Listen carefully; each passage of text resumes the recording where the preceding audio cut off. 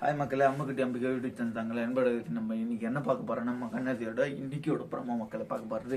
இன்னைக்கோட promo என்ன நடக்குதுன்னு பார்த்தீங்கன்னா,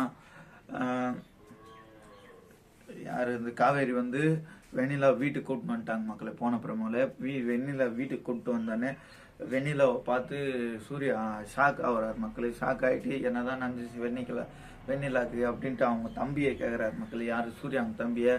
சூர்யாங்க தம்பி அதுக்கெல்லாம் எல்லாத்தையும் சொல்லிட்டு லாஸ்ட்டாக என்ன சொல்கிறேன்னு பார்த்தீங்கன்னா, வெண்ணிலாவோட அப்பா அம்மா ஆக்சிடெண்ட்டில் இறந்துட்டாங்க. ஆக்சிடெண்ட்டில் இறந்துட்டோம் நேரில் பார்த்தோன்னே